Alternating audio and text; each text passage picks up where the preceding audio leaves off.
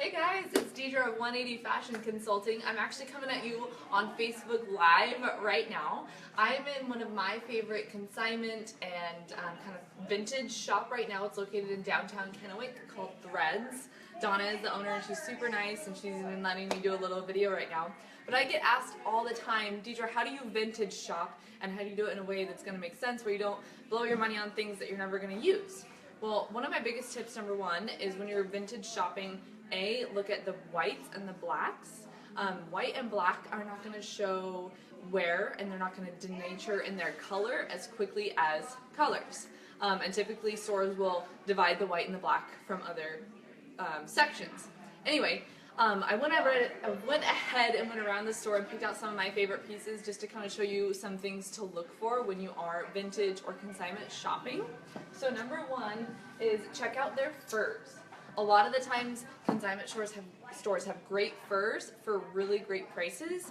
I found this one and I just love it. It's an actual vintage sable mink. It's got that beautiful brown and black coloring throughout it, and you could easily make that really current, pop it over a holiday dress this winter, and all of a sudden you just feel super luxe and very fashion forward in your mink, and you can kind of fold it over. I love furs. So when you're checking out your furs, make sure you're looking at the lining. Check out the lining and make sure it's nice and put together, that it's not falling apart in the seams. You really want to make sure you smell it.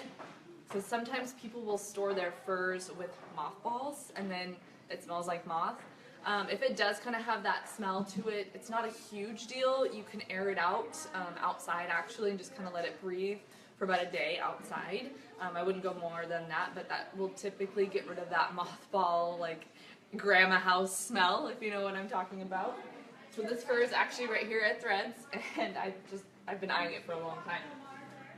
The next thing I always suggest to look at is actually slips. So slips are a huge trend right now to wear as a dress.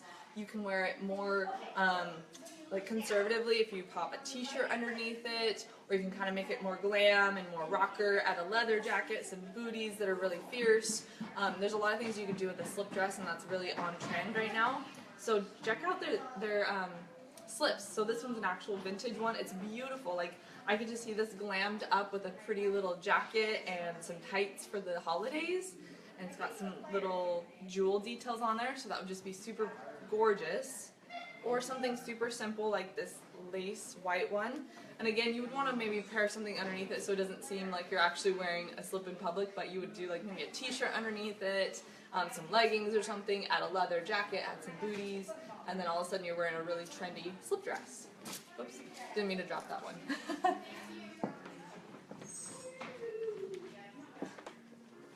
My next tip is when you're looking at shoes. So these are actually some really cool Hans. I wish they were my size, but they're too small.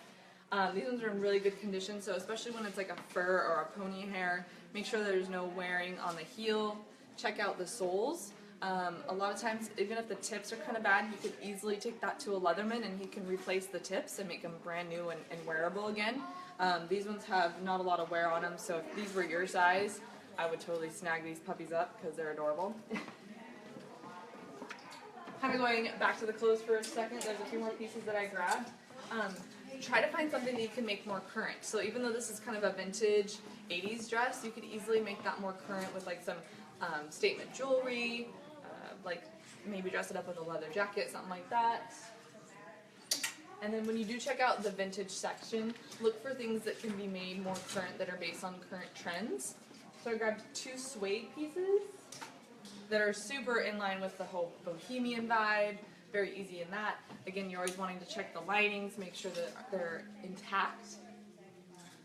And then with vintage, you can even look at like plaid skirts. Go to your really good quality designers for plaid skirts, like Pendleton wool is actually a great one to go to, and kind of that 70s vibe, still really in trend right now. But you can always make it more trendy, so this one is really cute too, another little plaid. You can make it more current by pairing it with something really like modern. So this is a Vince silk blouse. You could easily pair that puppy together and all of a sudden this kind of vintage plaid skirt is really updated and really current. Oops. I hooked the skirt on my own little vest. That's what happens when you're on Facebook Live. There's no time to fix anything.